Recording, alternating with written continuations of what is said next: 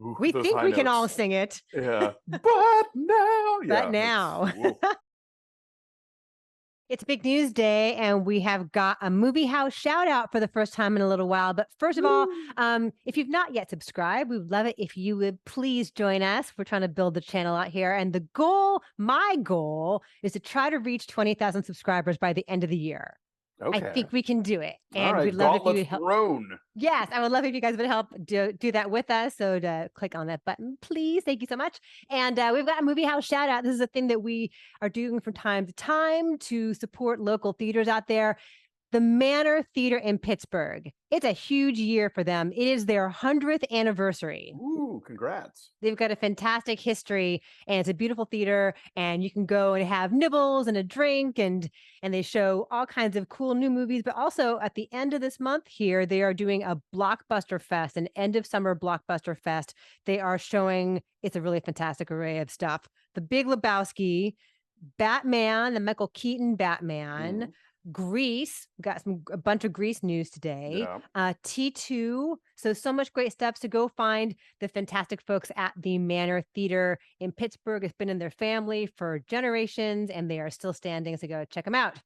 All right. And if you're watching on YouTube and you're wondering what my background is, Mm. I'm in Greenville, South Carolina for Bramblefest, which kicks off tonight, and you can watch it virtually. Go to deckthehallmark.com/fest, and they have tickets where you can Zoom the whole thing. There's Christmas finery behind Alonso.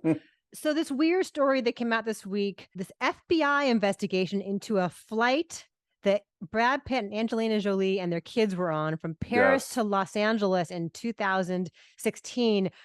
This would apparently be the final breaking point because she would then file for divorce a few days later. The reason this came out now, it had been under seal, and she actually did a Freedom of Information request, a Oh, FOIA, wow. which Yeah, we as yeah. journalists do all the time to get documents. So she got that as part of her custody dispute over their 6 children, some of whom are now adults, some of whom are minors now. It details this very volatile flight in which apparently Brad Pitt was drunk. He's since gotten sober. He got sober in 2017, I want to say. But he was allegedly drunk and abusive and physically abusive, and something happened with Maddox, and he may or may not have poured a beer on her on the flight and caused $25,000 worth of damage to their private jet that they were taking. Anyway, it's all ugly. And if you're wondering why this is out now, 6 years later, this is why. It's part of their custody battle. So that story's out there. It's weird. Yeah, and I think this was somehow had existed as a blind item, right? That like the people knew that there was something that had happened on a flight, but we didn't know it was them, but everybody sort of surmised it was them, but now we know it's them. Is that Yeah. like the deal? Yeah, it was like Uh, a Mrs. Doe kind of right. thing. And so now we know who that is, and so it's out there. So multiple organizations, news organizations are reporting on the heavily redacted documents, but they are out there. Mm. So very strange. We'll continue to follow that. Jonah Hill is saying that he is going to step away from the public eye for a little while for his own mental health issues. We've been talking about this topic quite a bit lately. Ezra Miller, they have said that they are seeking treatment for mental health issues. Tom Holland is stepping away from social media for the same reason. And now Jonah Hill is putting out a documentary that he directed about his own struggles with mental health, and his therapist is in it. Oh, wow. And at the same time, saying he's not going to promote anything that he is doing because he needs to take some time. Good on him. I'm glad this is a thing that people feel like they can talk about. I remember who's the tennis player who didn't want to do press because it Oh, Naomi was, Osaka? yeah, and people give her such shit about that. I'm like, Right. that's a valid concern. You need, and people should be allowed to like take steps that are healthy for themselves. And so, yeah, like Jonah Hill as a public figure does not owe anybody anything. Like, yeah, he wants to promote his stuff, but if the way that promotion exists right now is you have to subject yourself to these like red carpets and these junket interviews or whatever the hell it is, and he knows that he doesn't respond well to that, then good on him for being able to say so, because that makes it easier for the next person who doesn't have the clout of Jonah Hill to say the same thing. And Jonah Hill has been in the public eye for pretty much his entire life, right? He was a child Since actor, super bad, right? right? And that's like what, 15 Yeah, years or ago? accepted, Anyway. yeah. there is a John Wick prequel series called The Continental.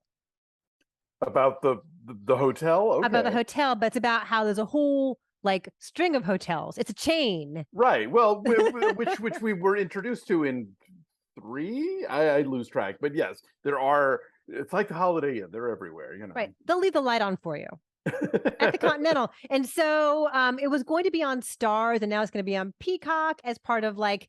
I don't know who owns what anymore from a corporate perspective. So it's going to be out there in 2023 someplace. It looks pretty interesting. I'm interested in it. Netflix has released the trailer for Wednesday, which is yet another Addams Family incarnation. Hey, freak. This is a closed practice. The only person who gets to torture my brother is me. I'm skittish about letting Tim Burton loose on another beloved property after what he did to Dark Shadows, but what's been the most hilarious part of all this are the people complaining about the fact that that he cast a Hispanic actor to play Gomez Addams. Right. Luis Guzman is Gomez Addams. And yeah, Jenna Ortega is Wednesday and Catherine Zeta-Jones is Morticia. Morticia, yeah. And I mean, I like Jenna Ortega. Sure, yes, and I like this property, but I just, is Tim Burton the guy that I want to see do it? We'll see. So Olivia Newton-John, of course, we adore her, and the whole world does. And so AMC is going to re-release Grease in theaters this weekend at several of their theaters nationwide. Tickets are only $5, and then $1 of that goes to their charity, which will go to breast cancer research. Obviously, Olivia Newton-John was a breast cancer survivor and very vocal, advocate. So it's I'm glad they're, I would like more than $1 out of $5, but I just can't have everything. It's 20% to you and me. Yes, fine, sure. Why not all of it? Come on, AMC. That is a good point. That is a good point. You're going to be selling a lot of popcorn for this. Yeah. Right. And they're all going to become impromptu sing-alongs. Oh, for sure. Yeah, because that you can guarantee that is a movie that no one is walking into seeing for the first time, or like very few, I think, so yes. you know what you're getting. We can all struggle through Hopelessly Devoted to You together. Ooh, we think we can all sing it. Yeah. But now. But now. And then Jaws is going to be back like you've never seen it before in IMAX and 3D starting September 2nd, which just seems like it'd be kind of hilarious. I'm kind of fascinated in that I don't think, is this the first time Spielberg has done a sort of 3D, bump up for one of his own 2D movies? I don't think this has ever happened before. I know Jaws has not been out in IMAX before. Well, certainly, yeah. I mean, two things are going on here. Yeah. One is that it's in IMAX, which is kind of groovy, and then it's in 3D. And part of me thinks, but then I also think, well, actually, like, if Spielberg has never done a 3D bump up before, I imagine he'll do it real well. I mean, like he's not just this talented filmmaker, but he's always been enamored of the nuts and bolts part of it. So I think in the same way that Cameron's 3D Titanic was looked far better than most people would have made it look. I think a 3D Jaws might, if I'm going to entrust this sort of thing to somebody, Spielberg is one of the handful of people like, okay, yeah, I'd like to see what he does with that. Yeah, if you guys are planning to go see IMAX Jaws, let us know how that goes. We're very, very curious about that. Yeah. But if you're looking for Sesame Street, maybe you're a Sesame Street completist. Maybe now you have kids of your own and you want to share it with them. There are hundreds of episodes that are no longer on HBO Max. Oh, God, this story just gets more and more annoying. Right. And so they have a lot of the early stuff and most of like the later stuff, but there's like sprinklings of chunks of stuff in the middle that's missing. As a good friend of mine on the internet likes to say, it's the internet, so they can't talk about it. It's not like they have to make room for anything. It's not like, oh, their server can only handle so much. Like, you have this stuff, and you have all these like incredible animated series that you're just disappearing now. You have these movies that HBO Max is just like yanking, and it's like, is it because of residuals? Is it because of peak? Is it because of just like, they're being taken over by a shitty reality TV company that doesn't appreciate actual like art? I don't know what's going on, but it's all very frustrating.